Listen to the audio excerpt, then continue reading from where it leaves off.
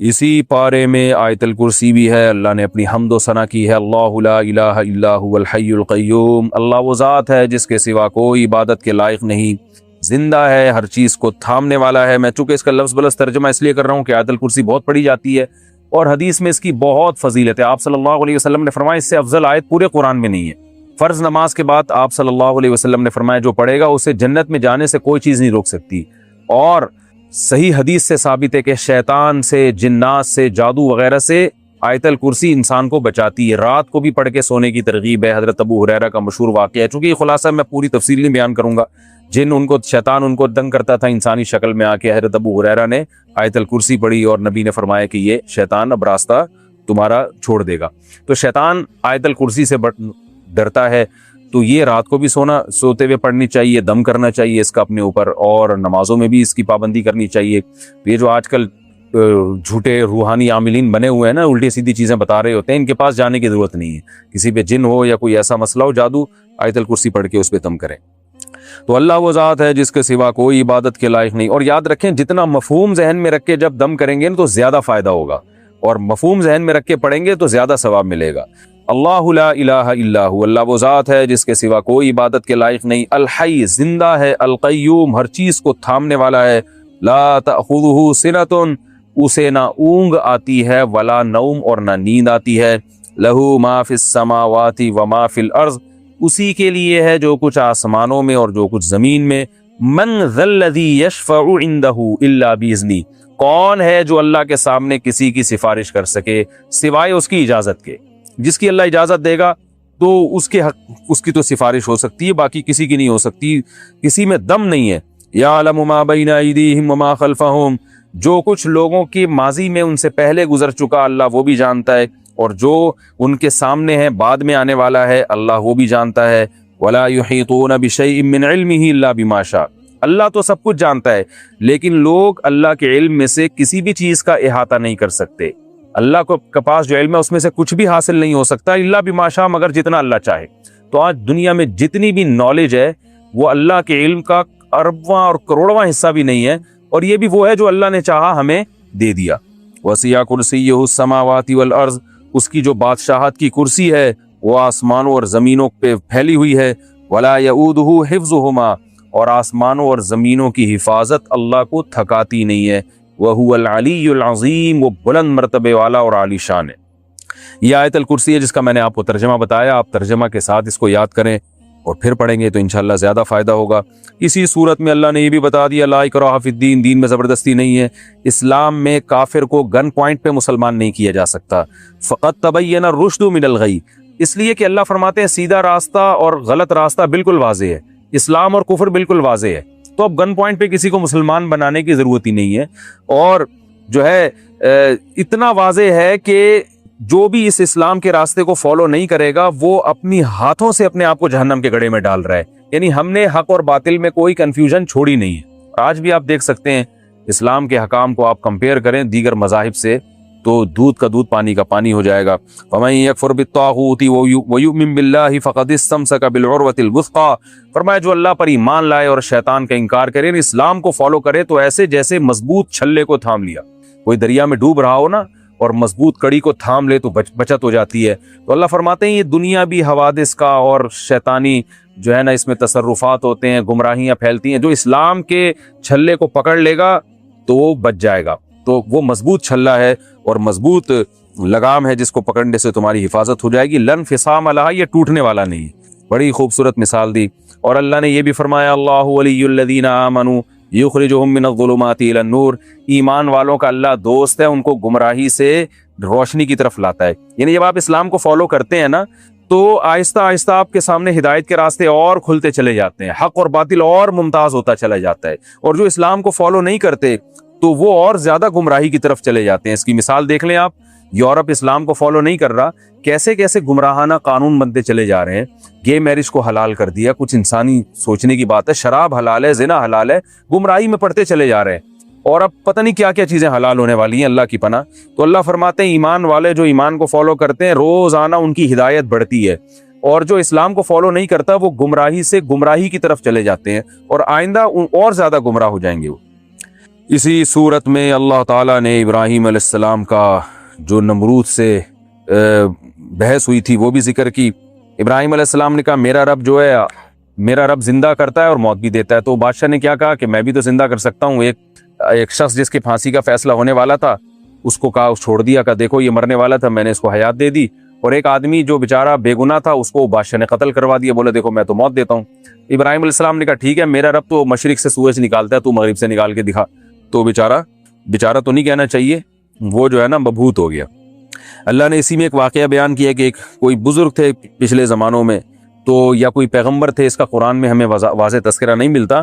तो उन्होंने कहा कि अल्लाह तू जब हम हड्डियाँ हो जाएंगे कैसे ज़िंदा करेगा। उनके दिल में कोई शुबा या शक नहीं था, बस वैसे ही इत्मीनान क़ल्ब के लिए। तो कुरान कहता है कि अल्लाह ने उनको मौत दे दी। कल्लज़ी मर्रा अला क़रियतिन वहिय ख़ावियतुन अला उरूशिहा, एक बस्ती के पास से गुजरे जो तबाह हो चुकी थी। तो उन्होंने कहा अल्लाह ये तो मर गए, खप गए, कैसे क़यामत में दोबारा जिंदा होंगे। अल्लाह ने उन्हीं को मौत दे दी और 100 साल के बाद अल्लाह ने उनको उठाया। और फिर अल्लाह ने पूछा बताओ तुम कितने दिन सोए हो, ये कितने दिन तुम्हें पर मौत वाक़ हुई है। उन्होंने कहा 1 दिन या उससे भी आधा। अल्लाह ने कहा कि तुम्हें मैंने 100 साल तक मौत दी है, 100 साल के बाद उठाया है। फंजुर इला तामिका व शराबिका लम यतसन्ना, अपना खाना और पीना देखो जरा भी खराब नहीं हुआ, 100 साल तक अल्लाह ने उसकी भी हिफाजत की। वंजुर इला हिमारिका, और अपने गधे की तरफ देखो, गधा जो है ना मर के हड्डियों का ढांचा बन चुका था, अल्लाह ने उसे जिंदा कर दिया। काई अपने गधे की तरफ देखो। वलिनजअलका आयतल लिन्नास वंजुर इलल इज़ामी कैफ़ नुनशिज़ुहा, देखो इन हड्डियों को हम कैसे दोबारा इकट्ठा करते हैं। सुम्मा नक्सूहा लहमा, इन पे गोश्त कैसे चढ़ाते हैं।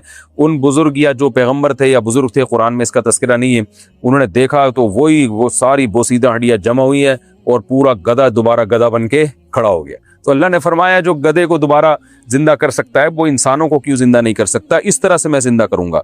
फिर इब्राहीम अलैहिस्सलाम का भी अल्लाह ने तज़किरा किया। इब्राहीम अलैहिस्सलाम ने अल्लाह से पूछा अल्लाह तू मुर्दों को कैसे जिंदा करेगा। अल्लाह ने फरमाया इब्राहीम क्या तुझे यकीन नहीं है।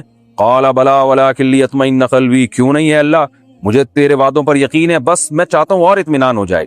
तो अल्लाह ने कहा खुज़ अर्बातम मिन तैर, ए इब्राहीम आप 4 परिंदों को लें, फसुरहुन्ना इलैका, किसी मखसूस आवाज से उनको मानूस करें, फिर उनको ज़बह करके उनके गोश्त मिक्स करके 4 पहाड़ों पे, चारों किनारों पे, चारों तरफ उनके टुकड़े मिक्स करके डाल दें। फिर क्या करें आप कि सुम्मा जअल अला कुल्ली जबलिन मिनहुन्ना जुज़आ सुम्मा दुउहुन्ना, फिर जिस आवाज से जिस परिंदे को मानूस किया वो आवाज निकालें। जैसे इब्राहीम अलैहिस्सलाम आवाज निकालते, चारों पहाड़ों से उस खास परिंदे की बोटियां और पर उड़ के जुड़ते और परिंदा वो चलता हुआ चला आया था इब्राहीम अलैहिस्सलाम की तरफ। तो वालमन्नल्लाह अज़ीज़ुन हकीम, अल्लाह ने ये मंजर इब्राहीम अलैहिस्सलाम को दिखाया और फरमाया यकीन कर ले अल्लाह ज़बरदस्त गालिब है और हिकमत वाला है। गालिब का मतलब जो चाहे करता है, मुर्दों को भी जिंदा कर सकता है, और हिकमत वाले का मतलब हर एक को जिंदा करके दिखाएगा नहीं वो, क्योंकि ऐसे सबको अल्लाह दिखा दे फिर तो गैब पर ईमान थोड़ी रहा, फिर तो सारे काफिर मुसलमान हो जाए। तो अल्लाह अपनी कुदरत दिखाता है जिसको चाहता है, और जो असल कुदरत अल्लाह ने दिखाई है वो तो तुम्हें पानी से जब इंसान बनाया, नुत्फे से इंसान बना दिया, तो ये कुदरत काफी है ईमान लाने के लिए। तेरा रब खूब जानता है कि कौन सीधे रास्ते से हट गया है और कौन सीधे रास्ते पे चल रहा है। ये जो आयत, इस किस्म की कुरान में जितनी भी आयतें हैं जिनमें अल्लाह ये फरमाते हैं कि हमें पता है कौन सही है कौन गलत है, हमें मालूम है, तो अल्लाह हमें ये क्यों बताते हैं और नबी को क्यों बता रहे हैं कि हमें पता है कि कौन सीधे रास्ते पर है और कौन गलत रास्ते पर। वो तो सबको पता है कि अल्लाह को पता ही है। क्या ख्याल है भाई? भाई सबको पता है कि अल्लाह को पता ही है कि कौन सीधे रास्ते पर और कौन गलत रास्ते पर। ये असल में तसल्ली है, और ये बहुत बड़ी तसल्ली है।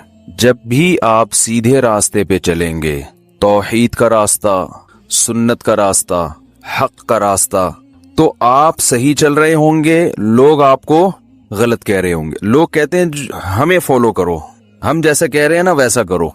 और लोग किस रास्ते की तरफ बुलाते हैं? लोग ख्वाहिशात की तरफ बुलाते हैं। इंसान का ना दुनिया में जिन लोगों का आखिरत पर ईमान नहीं है, जन्नत जहन्नम पर ईमान नहीं है, अक्सरियत का तो ईमान नहीं है जन्नत जहन्नम पर, तो जब उनको जन्नत और जहन्नम का यकीन ही नहीं है तो वो इसी दुनिया को सब कुछ समझते हैं। जब इस दुनिया को इंसान सब कुछ समझेगा तो इस दुनिया को भरपूर तरीके से एंजॉय करने की कोशिश करेगा कि नहीं करेगा? बोलो ना यार, करेगा। बहुत से तो कहते हैं आखिरत है, लेकिन ऊपर ऊपर से ना, वो अंदर से नहीं है, अंदर में नहीं है, اوپر اوپر سے کہتے ہیں یہ مردے تو سڑ کے ختم، بدبو، لاش، گائے بھینسیں مرتی ہیں ان کا بھی وہی انجام ہوتا ہے جو انسانی لاشوں کا ہوتا ہے، تو کوئی آخرت میں نہیں ہے کچھ بھی۔ ہو تو ٹرائی کرنے کے لیے جمعہ پڑھ لیتے ہیں، رمضان کے روزے بھی رکھ لیتے ہیں، اگر ہوا تو شاید کام آ جائیں، لیکن کوئی مزیدار ایمان نہیں ہے، تگڑا ایمان جسے کہتے ہیں نا، جو آپ کو حضرت مولانا الیاس رحمۃ اللہ علیہ جو تھے نا تبلیغی جماعت کے بانی، وہ فرمایا کرتے تھے کہ ہماری جو 2 رکعت نماز ہے یہ ہمارے دنیا کے کام نہیں بناتی تو جنت میں حور کہاں سے دلائے گی یہ، ٹھیک ہے، اتنی ایسی ہم نماز پڑھتے ہیں، بالکل نہ دل لگاتے ہیں اس میں، نہ خشوع خضوع نہ آداب، اسے پڑھ کے ہمارا کوئی کام ہوتا ہی نہیں ہے۔ تو ایسے وہ وجہ اس کی یہ کہ دھیان نہیں ہے نا، آخرت پر یقین ہوتا ہے تو کیا ہوتا ہے، دھیان ہوتا ہے، پتا ہوتا ہے بھائی میں نے اللہ کو جواب دینا ہے، تو ایک فارمیلٹی سی پوری ہو رہی ہے، بس آ رہے ہیں جا رہے ہیں۔ تو میں یہ کر رہا تھا کہ جب آخرت پر پورا یقین نہ ہو یا ہو تو معمولی سا ایک شبہات ہوں، تو عمل میں جو جان ہے نا وہ کیا ہو جاتی ہے، ختم، اور پھر انسان خواہشات کو زیادہ فالو کرتا ہے، وہ دین کو بھی اس حد تک فالو کرے گا جس حد تک خواہشات اس کو فالو کرنے دیں گی، کیونکہ دین کی ہر چیز ایسی تھوڑی ہے جس میں معاشرہ رکاوٹ ڈالے، بہت ساری دین کی چیزیں ایسی ہیں معاشرہ کہتے ہیں چلو بھائی کر لو، ماشاءاللہ اچھی بات ہے یار، اگر کر لو تو ٹھیک ہے، نماز پڑھ لو، روزہ رکھ لو، کچھ چیزیں تو معاشرہ بھی اجازت دیتا ہے، وہ بھی 5 ٹائم پابندی سے نماز کی وہ بھی اجازت نہیں دے گا کہ آپ بہت زیادہ نمازی بن گئے، پروفیشنل نمازی جسے کہتے ہیں۔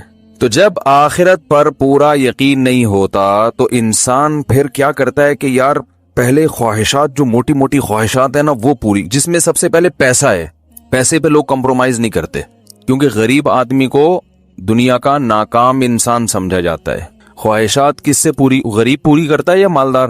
بھائی غریب آدمی کا بریانی کھانے کا دل چاہے گا تو جیب میں پہلے ہاتھ ڈالے گا کہ پیسے ہیں یا نہیں ہیں، نکل آئے تو پھر 10 دفعہ سوچے گا یہ اگر بریانی میں خرچ کر دیے تو گھر میں بچوں کے لیے کھچڑی پکانے کے پیسے بھی بچیں گے کہ نہیں بچیں گے، تو وہ یہ ساری چیزیں جب سوچتا ہے نا تو وہ جیب سے ہاتھ واپس نکال لے، تو ایسے ہی